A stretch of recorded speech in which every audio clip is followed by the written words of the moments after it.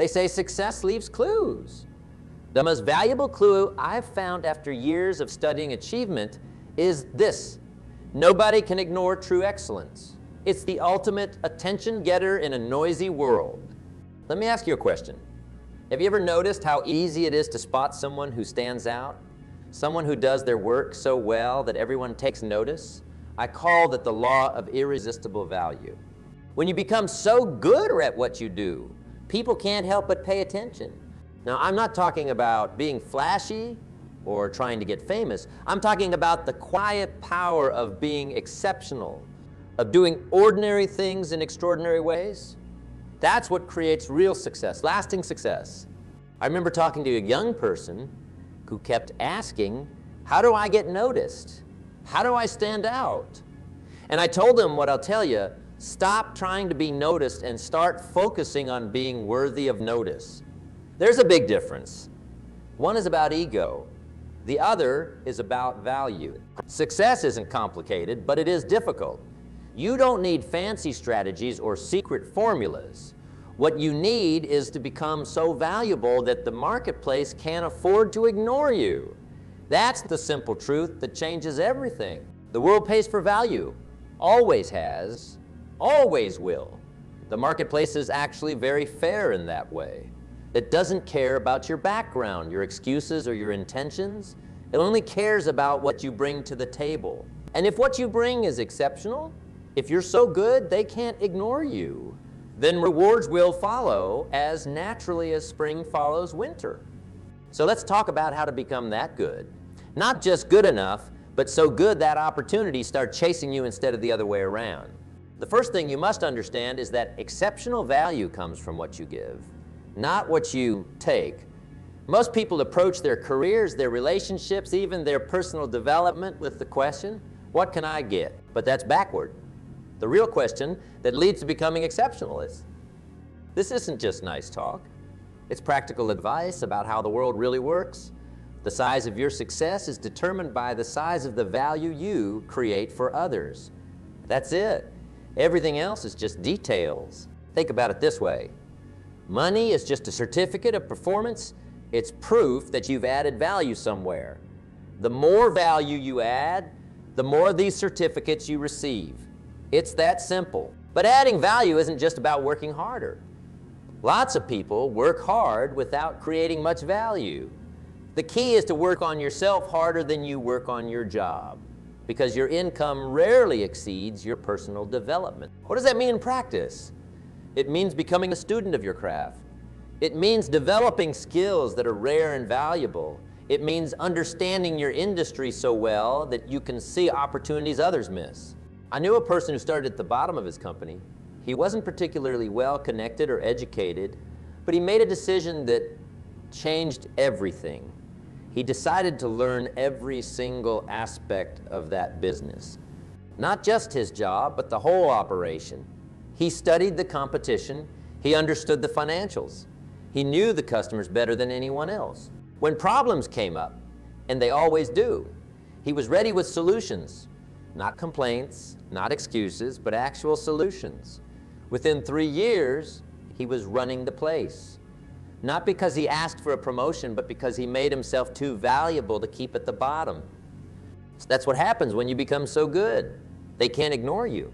Opportunities find you. But how exactly do you reach that level of excellence? It starts with your personal standards. Most people have very low standards for themselves. They're satisfied with good enough. But good enough is never good enough if you want to be exceptional. Your standards, what you're willing to accept from yourself, creates your life. Raise your standards and your life rises with them. This isn't positive thinking. It's a practical reality. When you decide that average is no longer acceptable, you've taken the first step toward becoming exceptional. I always say that success is nothing more than a few simple disciplines practiced every day. The problem is that failure is also nothing more than a few errors in judgment practiced every day. Both are easy to do. Both have compound effects over time. What are the disciplines of excellence? First, there's the discipline of continuous improvement. Never be satisfied with your current level of knowledge or skill. Even if you're at the top of your field, act like a beginner. Stay hungry to learn. Second, there's the discipline of doing more than you're paid for. This isn't about being taken advantage of. It's about investing in your future. When you consistently deliver more value than people expect, your worth in the marketplace goes up. Third, there's the discipline of focusing on results, not activities. Busyness isn't business. At the end of the day, only results matter. Focus on outcomes, not just effort. Fourth, there's the discipline of preparation. Exceptional people are over-prepared. They don't wing it. They don't hope it works out. They make sure they're ready for whatever comes their way. These disciplines aren't dramatic. They're simple, even boring, but practice them consistently and you'll separate yourself from 95 of people who simply won't do them. Let me tell you something important about excellence. It isn't a single big decision. It's thousands of small decisions. It's deciding to double-check your work when nobody would know if you didn't. It's deciding to read one more book when you could be watching TV. It's deciding to listen carefully when others are waiting to talk. These small choices might seem insignificant in the moment, but they accumulate. Day by day, they build a foundation of excellence that can't be ignored. I've seen this play out countless times. Two people start at the same place with similar talents. 5 years later, one is thriving while the other is struggling. What made the difference? Not some dramatic event, not luck, just daily choices. One person chose excellence in the small things day after day. The other chose convenience. Excellence isn't convenient. It isn't easy. If it were, everyone would be excellent. But that's exactly why it's so valuable. The things most people aren't willing to do create the biggest opportunities for those who are. Now, let's talk about mastering your craft. Whatever your field, business, teaching, parenting, art, there's a craft to it. And mastery doesn't happen by accident. Mastery requires 3 things: study, practice, and feedback. Miss any one of these, and you'll plateau far below your potential. Study means learning from others who have already figured things out. Why reinvent the wheel? Stand on the shoulders of those who came before you. Read their books. Take their courses.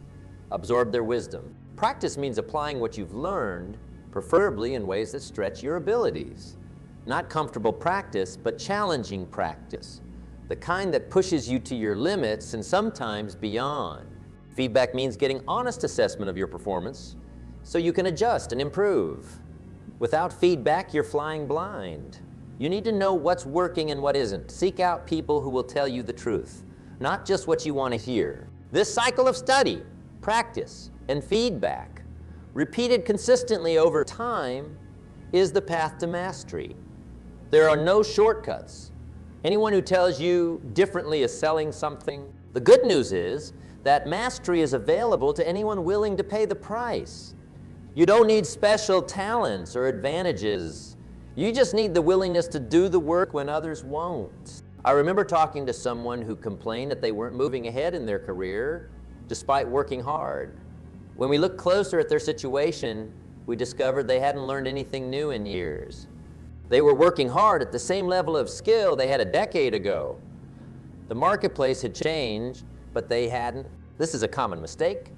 Working hard isn't enough. You must work hard at becoming better, otherwise you're just running in place, expending energy without making progress. Becoming exceptional means making a commitment to constant growth. Not growth for a day or a week or a year. Constant growth is a way of life. The moment you stop growing is the moment you start becoming less valuable. Now, this path isn't without obstacles. Anyone who tells you excellence comes without challenges is either naive or dishonest. You will face setbacks. You will encounter resistance. You will have days when you wonder if it's worth the effort. These challenges aren't signs that you're on the wrong path. They're actually confirmation that you're on the right path. Growth requires resistance. Just like building physical strength requires pushing against weights, building excellence requires pushing against challenges. The difference between those who achieve excellence and those who don't isn't the absence of obstacles. It's how they respond to those obstacles. Average people use challenges as excuses to stop. Exceptional people use them as opportunities to grow. What can I learn from this? How can this make me better? This simple shift in perspective transforms obstacles from barriers into stepping stones. I've known people who lost everything, their businesses, their savings, their reputations, and came back stronger than before. Not because they were lucky, but because they refused to let setbacks define them. They used those difficult experiences to develop new skills, new perspectives, and new levels of resilience. You see, challenges don't just test excellence. They create it. Like a sword forged in fire. Your greatest strengths often emerge from your greatest struggles. This is why I tell people not to wish for fewer problems, but for more skills. Problems are inevitable. Growth is optional. Choose growth, and even your biggest challenges become vehicles for becoming so good they can't ignore you. Another obstacle many face is the fear of standing out. We're social creatures, and there's a part of us that wants to blend in, to be accepted, to avoid criticism. But excellence, by definition, means separating yourself from the pack. It means being different. Not for the sake of being different, but for the sake of being better. You can't be exceptional and blend in at the same time. At some point, you have to decide which matters more to you. The comfort of fitting in or the satisfaction of standing out through the quality of your work. I've seen talented people play small their whole lives because they couldn't overcome this fear. What a tragedy to have the ability to excel but to hold back because you're afraid of what others might think or say. I've watched this play out over decades. People who focus on politics and connections without developing real skills eventually hit a ceiling. People who develop exceptional skills but neglect relationships also hit a ceiling.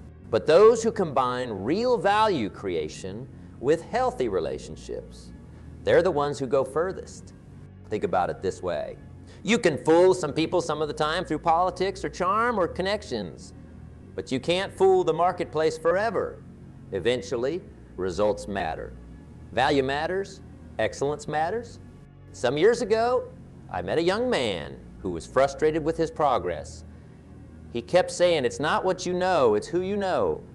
He used this belief to justify why he wasn't advancing more quickly. But this belief was holding him back far more than any lack of connections. I asked him, "Who wants to know people who don't know anything?"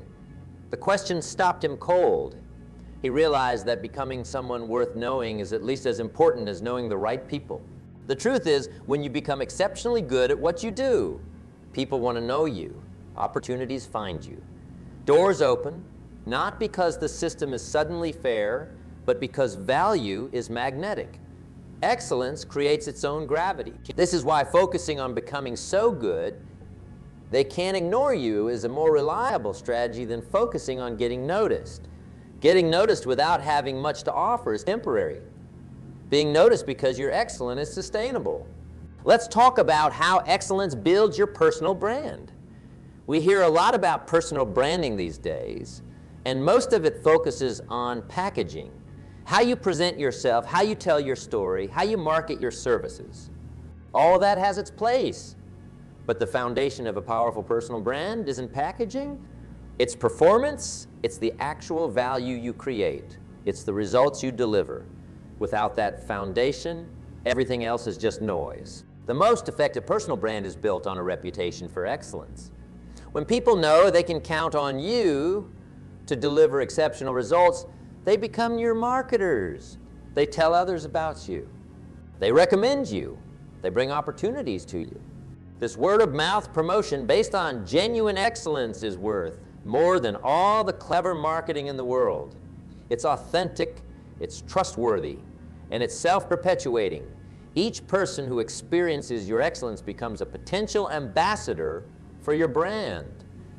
I've known professionals who never advertise, never post on social media, never do any traditional marketing, and yet they have more clients than they can handle. How? They focused on becoming so good they couldn't be ignored. They let their work speak for itself, and it spoke volumes. Of course, you still need to make your excellence visible. The best work in the world can't speak for itself if nobody sees it, but when excellence is your foundation, You don't need to shout about your value. You can simply let people experience it, and they'll do much of the promotion for you. This approach also liberates you from the exhausting cycle of constant self-promotion. Instead of always trying to convince people of your worth, you can focus on creating work that demonstrates your worth. It's more fulfilling and more effective. Now let's talk about learning and continuous improvement. This might be the most important factor in becoming so good they can't ignore you. Because excellence isn't a destination, it's a journey. No matter how good you are today, you can be better tomorrow. The moment you think you've arrived, that you've reached the pinnacle of your field, is the moment you begin to decline. The world keeps changing. Standards keep rising. What was exceptional yesterday is average today and below average tomorrow. This is why continuous learning isn't optional for those pursuing excellence. It's essential. And I don't just mean formal education, though that can certainly be valuable. I mean becoming a lifelong student of your craft in all the ways that matter. Read voraciously, not just in your field, but in related fields and even completely different domains. Some of the best insights come from connecting ideas across boundaries. Seek out mentors and teachers who can show you what you're missing, who can help you see your blind spots. No matter how experienced you are, there's always someone who knows something you don't. Experiment regularly. Try new approaches. Test different methods. Be willing to fail in the service of learning. The lessons that come from first-hand experience often stick with you longer than anything you read in a book. Reflect on your performance. Take time to analyze what worked and what didn't. Many people have 10 years of experience when what they really have is 1 year of experience repeated 10 times. Don't make that mistake. Extract the full lesson from each experience. These learning practices sound simple, and they are, but they're also rare. Most people don't do them consistently. They get comfortable, they get busy, they stop growing, and slowly but surely, they become less exceptional, less valuable, easier to ignore. Don't let that happen to you. Make learning a non-negotiable part of your daily life. Even 15 minutes a day adds up to over 90 hours in a year. That's enough time to build significant new knowledge or skills, enough to keep you growing when others are stagnating. You know what separates ordinary from extraordinary? That little extra. And in today's world, that extra often comes from what you learn when nobody's watching, when nobody's requiring it, when you could easily coast on what you already know. I remember asking a group of successful people this question: what investment has given you the highest return in your life? Not a single person mentioned stocks, real estate, or business ventures. Almost all of them said the same thing: investing in themselves. Books they read, courses they took, mentors they sought out, time they spent mastering their craft. That's the secret investment strategy. Most people miss. They're looking for external opportunities when the biggest opportunity is internal. They want the world to give them more when they haven't yet given more to themselves. Let me put it this way. Your most valuable asset isn't your house, your car, or your investment portfolio. It's you. Your skills, your knowledge, your creativity, your character. Everything else can be taken away. Everything else depreciates over time. But what's inside you appreciates with every investment you make in your growth. Think about that the next time you're deciding whether to spend time learning something new. You're not just acquiring information, you're appreciating your most valuable asset. Another powerful aspect of continuous learning is that it keeps you humble. When you're constantly discovering how much you don't know, it's hard to become arrogant. And that humility, paradoxically, is what keeps you growing when others plateau. I've always believed that income seldom exceeds personal development. This means that if you want your finances to grow, you need to grow first. If you want your influence to expand, you need to expand first. If you want your opportunities to increase, you need to increase first. This principle applies regardless of external circumstances. The economy might go up or down. Your industry might change. Technology might disrupt everything. But if you're committed to continuous improvement, If you're always adding to your skills and knowledge, you'll be able to adapt. You'll stay valuable. You'll stay relevant. I've watched people navigate multiple recessions, industry collapses, and technological revolutions without missing a beat. Not because they were lucky, but because they were learning machines. They weren't married to any particular way of doing things. They were committed to creating value by whatever means necessary. And that flexibility, that adaptability, came from their commitment to continuous learning. And I want to emphasize something important. Becoming so good they can't ignore you isn't about perfectionism. Perfectionism often leads to paralysis. It becomes an excuse not to ship, not to share, not to put yourself out there. That's not excellence. It's fear in disguise. True excellence is about delivering exceptional value within real-world constraints. It's about doing the best possible work given the time, resources, and information available. Sometimes that means shipping something that's 95 perfect rather than waiting for 100. The key is to maintain high standards while accepting that perfect isn't possible. Do excellent work, put it out into the world, learn from the response, and then do even better work next time. That cycle of creation and improvement is far more powerful than waiting for perfection that never arrives. I also want to clarify that becoming so good, they can't ignore you, doesn't mean becoming a workaholic.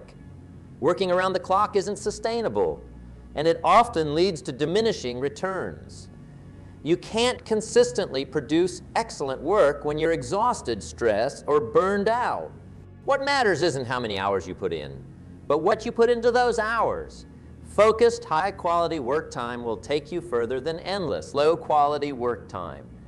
Excellence requires energy, clarity, and creativity, all of which suffer when you neglect the rest of your life. Balance isn't just nice to have. It's necessary for sustained excellence. Take care of your health. Nurture your relationships. Make time for rest and renewal. These aren't distractions from the pursuit of excellence. They're essential components of it. Some of the most exceptional people I know are also some of the most balanced. They work with tremendous focus and intensity when they're working, and they rest with equal commitment when they're resting. They understand that recovery isn't wasted time. It's what makes sustained performance possible. As we near the end of our time together, I wanted to emphasize that becoming so good they can't ignore you is as much about character as it is about skills. Technical excellence matters, but so does integrity, reliability, and how you treat others along the way. I've seen technically brilliant people sabotage themselves because they couldn't be trusted.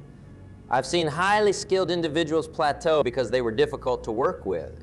And I've seen people with more modest talents rise to extraordinary heights because they combine solid skills with impeccable character. Your character, your honesty, your work ethic, your treatment of others becomes part of the value you create. It affects whether people want to work with you, whether they recommend you, whether they give you opportunities. In the long run, it's inseparable from your success. So as you pursue excellence in your field, also pursue excellence in who you are as a person. The combination is unbeatable. Let me leave you with this thought. Becoming so good they can't ignore you isn't just a strategy for success. It's a way of life. It's a commitment to excellence in everything you do. Not because you're seeking recognition, but because that's who you've decided to be. When you make that commitment, when you decide that whatever you do, you'll do it exceptionally well, something magical happens. You stop depending on external motivation. You develop an internal standard that drives you regardless of whether anyone is watching. And ironically, that's when people start to watch. That's when they can't ignore you. Not because you're seeking attention, but because excellence demands attention. You see, excellence creates a unique kind of magnetism. It pulls opportunities toward you instead of you having to chase them. It brings the right people into your life. It opens doors you didn't even know existed. Look at any field, business, sports, arts, education, and you'll see that the rewards don't follow effort equally. They follow results. They follow excellence. Someone who is truly excellent in their field will receive exponentially more opportunities than someone who is merely good. This isn't fair in the short term. You might work hard for months or even years before the rewards match your efforts. You might watch others get recognition that you deserve. You might wonder if excellence really matters in a world that often seems to value hype over substance. But don't be fooled by appearances. Don't be discouraged by temporary injustices. The universe bends toward excellence in the long run. It might take time, but quality eventually gets recognized. Value eventually gets rewarded. Excellence eventually can't be ignored. And here's what's interesting. When you truly commit to excellence, the external rewards become secondary. They're nice, of course, but they're not why you do what you do. You pursue excellence because it's fulfilling in itself, because it allows you to respect the person you see in the mirror each morning, because it connects you to something larger than yourself, the timeless pursuit of human potential. This is the paradox of excellence. When you stop needing external validation, that's when you're most likely to receive it. When you create value for its own sake, that's when the marketplace tends to reward you most generously. I want to emphasize something important here. Excellence isn't about comparison with others. It's about comparison with your own potential. It's about closing the gap between who you are and who you could be, between what you're currently producing and what you're capable of producing. Some of the most excellent people I know aren't famous. They haven't won awards or made fortunes.